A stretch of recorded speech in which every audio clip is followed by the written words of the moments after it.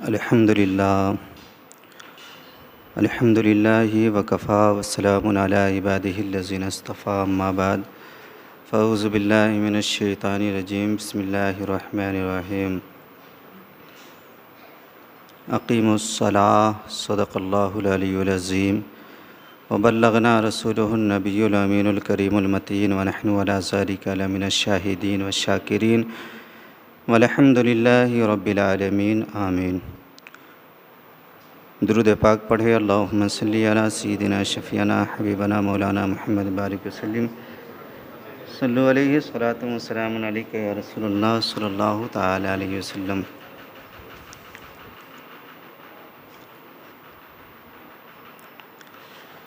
حضرات محترم، قرآن مقدسہ کئی مقامات پر ایمان والوں سے یہ کہتا ہے کہ نماز قائم کرو۔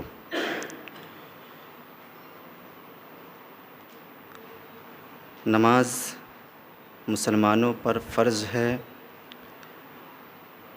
اور ہمارے نبی کی یہ سنت بھی ہے، کیونکہ آقا علیہ الصلاۃ والتسلیم نمازوں سے بے انتہا محبت فرمایا کرتے تھے۔ اس قدر محبت فرمایا کرتے تھے کہ آپ فرائض کے علاوہ بھی نوافل کثرت کے ساتھ پڑھا کرتے تھے۔ جب بھی کبھی موسم خراب ہوا کرتا تھا، آسمان پر کالے بادل چھایا کرتے تھے، آقا علیہ الصلاۃ والتسلیم سجدے میں چلے جایا کرتے تھے۔ اور ہماری یہ پہچان بھی ہے کہ ہم نماز پڑھا کریں، چونکہ مسلمان کے علاوہ کوئی نماز نہیں پڑھتا، تو جو صاحب ایمان ہوگا اس کے لیے لازم ہے کہ وہ نماز کی پابندی کیا کرے۔ نماز کے اندر کچھ شرائط بھی ہے، کچھ فرائض بھی ہیں۔ شرائط نماز اور فرائض نماز، اس کی بھی جانکاری رکھنا بہت ضروری ہے۔ شرائط نماز 5 ہیں: طہارت، ستر عورت، استقبال قبلہ،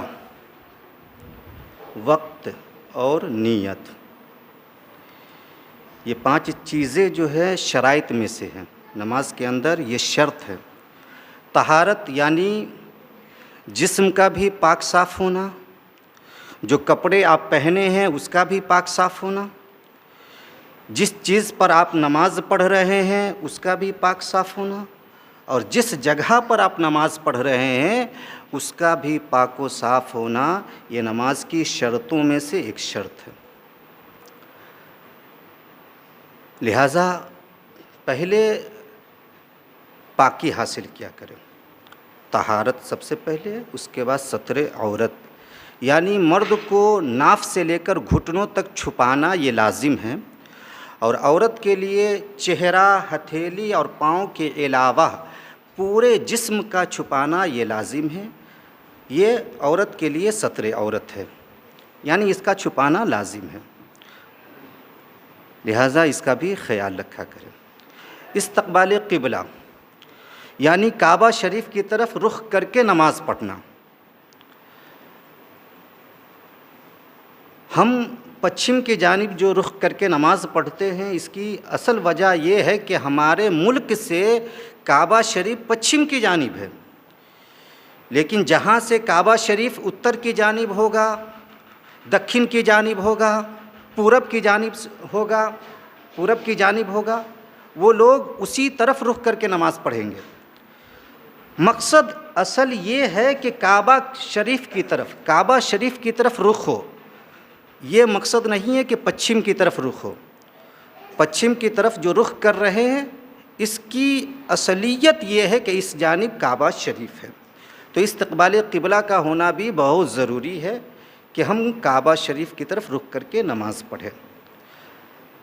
سنسان میدان ہے، چٹیل میدان ہے، کوئی قبلہ بتانے والا نہیں ہے، کعبہ شریف کس جانب ہے یہ بتانے والا نہیں ہے، تو پھر آپ اپنی عقل کے مطابق کسی جانب کعبہ شریف کو سمجھ کر نماز پڑھ سکتے ہیں، لیکن الحمدللہ ابھی تو زیادہ تر جگہوں پر آبادی پھیلی ہوئی ہے جو یہ آسانی سے بتا دیتی ہے کہ کعبہ شریف کس جانب ہے، اور کچھ مشینری کی بھی مدد مل جاتی ہے کہ کعبہ شریف کس جانب ہے۔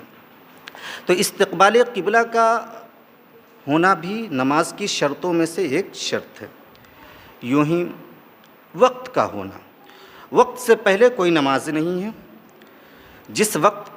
جس نماز کا وقت ہو جائے اس کی ادائیگی کرنی چاہیے۔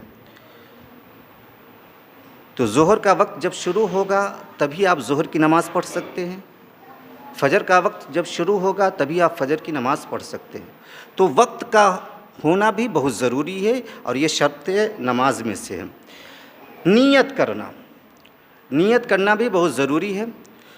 زبان سے کر لے تو اور اچھی بات ہے، اگر زبان سے نہیں کر رہے تو کم سے کم دل میں تو یہ ارادہ ہونا چاہیے کہ ہم کس وقت کی نماز پڑھنے جا رہے ہیں، کون سی نماز پڑھنے جا رہے ہیں۔ تو دل میں یہ نیت کرنا بہت ضروری ہے اور نماز کی شرطوں میں سے۔ تو شرائط نماز یہ تھے: طہارت، ستر عورت، استقبال قبلہ، وقت اور نیت۔ فرائض نماز دیکھیں: تکبیر تحریمہ، قیام، قرات، رکوع، سجود، قاعدہ اخیرہ، خروج بے سنعی۔ تکبیر تحریمہ یعنی ہم اپنے ہاتھوں کو کانوں تک لے جا کر ناف کے نیچے باندھتے ہیں اور کھڑے ہو جاتے ہیں۔ نیت باندھ کے جو کھڑے ہوتے ہیں ہم اس کو قیام کہتے ہیں۔ قرات پڑھنے کو کہتے ہیں۔ امام صاحب کے پیچھے ہیں تو آپ کو قرات نہیں کرنا ہے، امام کی قرات ہی مقتدی کی قرات شمار کی جاتی ہے۔ امام کے پیچھے مقتدی کو قرات کرنے کی ضرورت نہیں ہے، لیکن تنہا پڑھ رہے ہیں تو آپ کو قرات کرنا ضروری ہے۔ قرات میں الحمدللہ کے بعد تین چھوٹی آیت یا ایک بڑی آیت کا کم سے کم پڑھنا ضروری ہے۔ ایک بڑی آیت یا کم سے کم 3 چھوٹی آیت کا پڑھنا یہ ضروری ہے۔ یہ قرات۔ باقی رکوع، سجود، قاعدہ اخیرہ یعنی جو تحیات کے بعد درود شریف وغیرہ پڑھتے ہیں اس کو قاعدہ اخیرہ کہتے ہیں۔ خروج بے سنعی، اپنے ارادے سے نماز سے فارغ ہونا یعنی سلام پھیر کر جو نماز سے فارغ ہوتے ہیں، یہ سب نماز کے فرائض میں سے ہیں۔ لہٰذا شرائط کی بھی آپ ادائیگی کیا کریں اور فرائض کی بھی ادائیگی کیا کریں۔ خشوع و خضوع کے ساتھ عشق الہی کو سینے میں بسا کر نمازوں کی ادائیگی کیا کریں۔ رسول پاک کی محبت میں ڈوب کر نمازوں کی ادائیگی کیا کریں۔ جب خوف الہی آپ کے سینے میں رہے گا، رسول پاک کی محبت آپ کے سینے میں رہے گی، تو جو نماز آپ پڑھیں گے یقیناً اس نماز میں خشوع و خضوع پیدا ہو جائے گی اور وہ نماز قابل قبول بھی بن جائے گی۔ اللہ رب العزت نے ہم سبوں کو پیدا ہی اس لیے کیا ہے تاکہ ہم اس کی بندگی کریں، ہم رب قدیر کی بندگی کریں۔ لہٰذا اپنی پیدائش کے اصل مقصد کو جانیں اور اپنے رب کی بندگی کرنا شروع کر دیں۔ اگر ہم ایسا کریں گے تو یہاں بھی ہم کامیاب رہیں گے اور مرنے کے بعد بھی ہم کامیاب و کامران رہیں گے۔ نماز سے بڑی راحت ملا کرتی ہے، بڑا سکون ملا کرتا ہے، بڑی برکتیں اس سے حاصل ہوا کرتی ہیں۔ آقا علیہ الصلاۃ والتسلیم کی 3 محبوب چیزوں میں سے ایک محبوب چیز نماز بھی ہے، جسے ہم سب کے پیارے آقا علیہ الصلاۃ والتسلیم بڑی محبت کے ساتھ ادا کیا کرتے تھے، پڑھا کرتے تھے۔ آقا کے دیوانوں کو بھی چاہیے کہ وہ بھی اپنے نبی کے طرائق پر عمل کرتے ہوئے، نبی کی سنتوں پر عمل کرتے ہوئے نماز کو پڑھے، نماز سے محبت رکھے۔ اقیموا الصلاۃ، نماز قائم کریں۔ اور دیگر بھی سنن ہیں، لباس کیسے پہنیں، خوشبو کیسے لگائیں، سرما کیسے لگائے، عطر کیسے لگائے، غسل کیسے کرے، وضو کیسے کرے۔ تو جو سنت آپ جانتے ہیں، جن سنتوں کی جانکاری آپ تک پہنچ گئی ہے، آپ کے لیے لازم ہے کہ آپ ان سنتوں پر عمل کیا کریں۔ یہ جمعہ جو ہے یہ ہفتے کی عید ہے، ہفتے کی عید ہے۔ تو جمعہ کے دن ہم ویسا ہی سج دھج کر آئیں، سج سور کر آئے جیسے سال کی عیدوں میں آیا کرتے ہیں۔ اتنا تو ضرور کر لیا کرے کہ غسل کرے، صاف ستھرا لباس پہنے، خوشبو لگائے، سرما لگائے، اور پھر باوضو مسجدوں کو آیا کرے۔ جب آپ گھر سے وضو کر کے آئیں گے نا تو ہر قدم کے عوض آپ کو نیکیاں ملے گی۔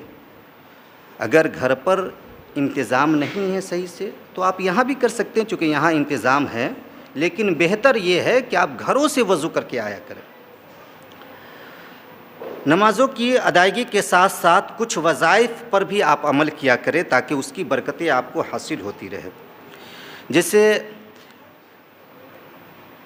فرض نمازوں کے بعد آپ اپنے داہنے ہاتھ کی ہتھیلی کو اپنی پیشانی پر رکھیں اور یہ پڑھا کرے یا قویو یا قویو یا قویو، کم سے کم 21 مرتبہ پڑھا کرے، 21 مرتبہ پڑھا کرے۔ اس سے کیا ہوگا کہ آپ کی عقل بڑی مضبوط ہوگی، دماغ میں تیزی آئے گی۔